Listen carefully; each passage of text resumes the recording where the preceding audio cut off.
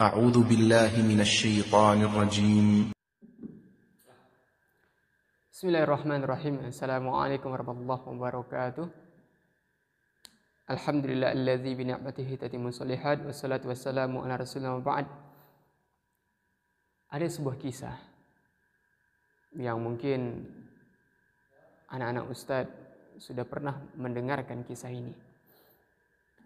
Berawal dari seorang Arab Badui yang dia datang menemui Nabi, kemudian beriman kepada Allah dan Rasulnya. Kemudian setelah itu para sahabat mengajarkan kepada Arab Badui ini apa itu Islam. Dijelaskan. Setelah dijelaskan pada perang Khaybar, Nabi dan para sahabat mengajak Arab Badui tadi untuk berperang.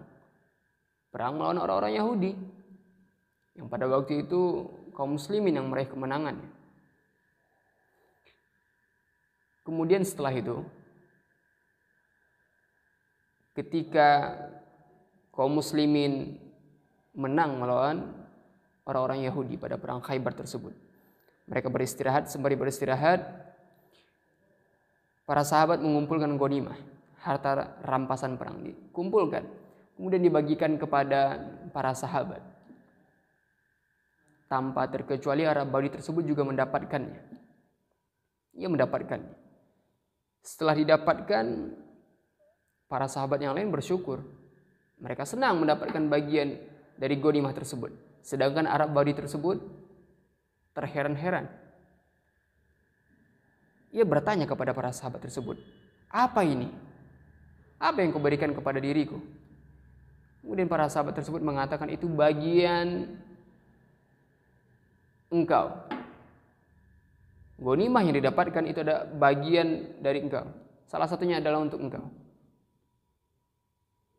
Sebagaimana para sahabat yang lain juga mendapatkannya. Namun ia masih tidak habis pikir. Bayangkan Arab Badui. Kalau bahasa kita Arab Badui ini orang daerah, orang pinggiran, bukan orang kota. Dan setelah itu Arab Badui ini pergi menemui Nabi Muhammad SAW. Ia pergi menemui Nabi dan bertanya kepada Nabi, "Wahai Rasulullah, harta apa yang aku dapatkan ini?" Kemudian Nabi Muhammad berkata, "Itu adalah bagian engkau. Engkau memiliki hak di situ dan engkau sudah mendapatkannya." Apa kata Arab Badui tersebut? Bukan ini wahai Nabi Allah, bukan. Bukan ini yang aku maksudkan, bukan ini yang aku inginkan ketika aku memeluk agama Islam, bukan. Yang aku inginkan ketika aku berperang, aku masuk ke tengah kancah peperangan. Kemudian anak panah menancap di leherku, aku meninggal karenanya dan aku syahid. Kemudian aku masuk surganya Allah dan bisa melihat wajahnya Allah. Itu yang aku inginkan. Apa kata Nabi Muhammad SAW menanggapi pernyataan dari Arab Badui tersebut? Kalau itu yang engkau inginkan, semoga Allah membenarkan. Semoga Allah kabulkan apa yang engkau inginkan apabila itu betul niatnya karena Allah, bukan karena yang lain. Karena ada sebagian orang di kalangan para sahabat yang mereka berperang bukan karena Allah. Mereka berperang sebagian yang mereka berperang itu agar disebutkan sebagai seorang yang pahlawan, pemberani, yang tidak takut ketika harus berhadapan dengan orang yang punya senjata. Namun Arab Badui ini tidak. Ia berperang itu murni karena Allah Azza wa Jalla. Kemudian setelah pembagian ghanimah usai, para sahabat dan Nabi melanjutkan kembali perang Khaybar tersebut. Karena masih ada sebagian yang belum ditaklukkan pada waktu itu. Dilanjutkan peperangan tengah berkecamuk. Ada salah seorang sahabat melihat ada seseorang yang sudah tergeletak, tidak bergerak lagi, dan lehernya tertancap anak panah yang masih berdiri, yang masih tertancap. Kemudian sahabat tersebut membawakan Arab Badi tersebut kepada Nabi Muhammad SAW. Kemudian sahabat tersebut berkata kepada Nabi, "Wahai Nabi, apakah ini orang yang kemarin?" Maksudnya Arab Badi yang kemarin. Kemudian Nabi melihat, betul, dia adalah orang yang kemarin. Kemudian Nabi Muhammad SAW bersabda bahwasanya ia telah jujur kepada Allah. Bahwasanya ia telah jujur kepada Allah dan Allah juga jujur kepadanya. Maksudnya di sini adalah Arab Badi ini tidak menginginkan dunia. Yang dia inginkan adalah akhirat, surganya Allah. Karena kenikmatan tertinggi adalah melihat wajahnya Allah. Antum bayangkan ketika penghuni surga tersebut sibuk dengan apa-apa yang ada di surga. Dan ketika melihat wajahnya Allah, mereka tinggalkan semuanya. Karena itu adalah puncak kenikmatan yang sangat-sangat tinggi. Melihat wajahnya Allah. Dan Arab Badi ini tahu. Dan itu yang ia inginkan. Maka di sini, apabila kita meniatkan segala sesuatunya karena Allah, pasti tentunya Allah akan mudahkan. Pasti tentunya Allah akan mudahkan. Dan berkaitan dengan cita-cita, nah ini, kebanyakan orang, ana mau jadi dokter. Tafadol. Ustaz, ana mau menjadi insinyur atau arsitek. Silakan. Banyak orang yang S1, S2, S3. Namun ketika ditanya agama, mereka nggak tahu. Mereka tidak tahu.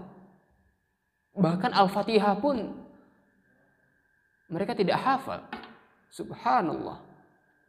Maka di sini berkaitan dengan cita-cita anak-anak ustadz yang semoga Allah rahmati. Niatkanlah karena Allah. Mau jadi dokter silakan. Mau jadi arsitek silakan, tafadhol. Mau jadi pilot silakan. Jadilah dokter yang hafiz Quran, arsitek yang hafiz Quran, pilot yang mengenal agamanya sendiri, agama Islam. Antum nggak masalah mau jadi pilot. Karena mungkin bagi yang pernah naik pesawat, pilotnya mungkin tidak jarang atau mungkin jarang kita dengarkan. Ketika pesawat mau take off, palingan yang disuruh adalah untuk memperhatikan pramugarinya untuk penggunaan memakai seatbelt atau sabuk pengaman. Tidak ada pilot yang menyebutkan, bapak-bapak, ibu-ibu atau passenger sekalian, bahwasanya kita akan take off, kita akan terbang ke udara, dan bagi yang beragama Islam silakan baca doa naik kendaraan. Subhanalladzi sakhkhara lana hadza wa ma kunna lahu muqrinin wa inna rabbina lamunqalibun. Tidak ada. Tidak ada. Maka di sini antum yang mau jadi pilot silakan. Mungkin nanti bisa mengingatkan orang-orang untuk membaca doa naik kendaraan. Kemudian ketika sampai di suatu tempat apa yang dibaca, kemudian jadi dokter. Ketika kita berobat dengan seorang dokter, mungkin dikasih resep, sudah, kasih obat. Lekas sembuh bapak ya, lekas sembuh ibu ya. Tidak ada dokter, mungkin ada tapi jarang yang kita dengarkan. Jarang dokter yang menyebutkan la ba'sa tahuru insyaallah. Tidak mengapa, semoga dengan sakit ini dosa-dosa engkau berguguran. Jarang dokter yang mengingatkan yang seperti itu. Arsitek, Masya Allah, banyak arsitek yang membangun gedung-gedung tinggi. Apa bahasanya sekarang? Gedung-gedung pencakar langit ya. Nah, gedung-gedung pencakar langit. Mewah-mewah dibuat. Namun, subhanallah, ada yang pernah Ustaz temukan. Tidak ada tempat ruangan musola atau tempat sholatnya.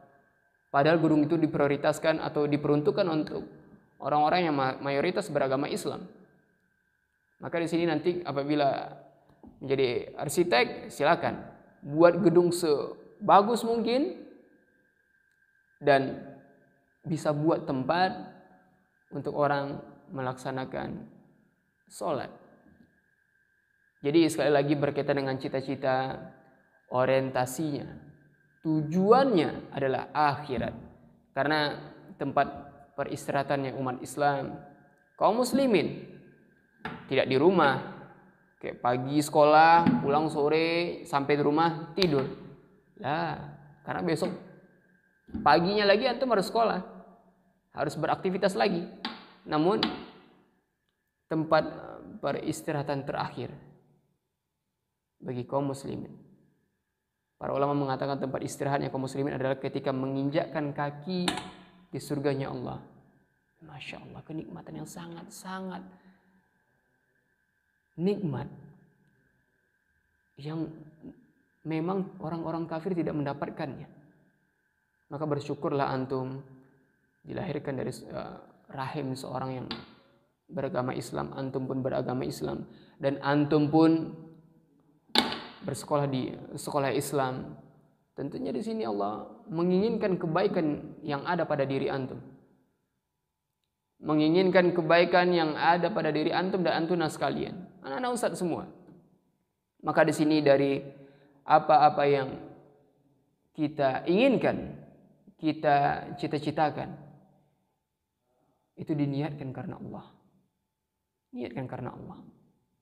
Dan orang-orang yang meniatkan segala sesuatunya karena Allah, Allah pasti akan mudahkan.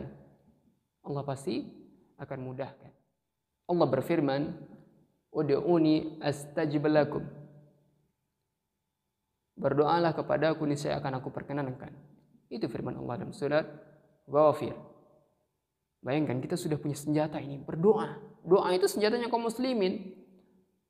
Toh kita sudah diajarkan oleh Nabi waktu-waktu berdoa di waktu-waktu mustajab kapan saja.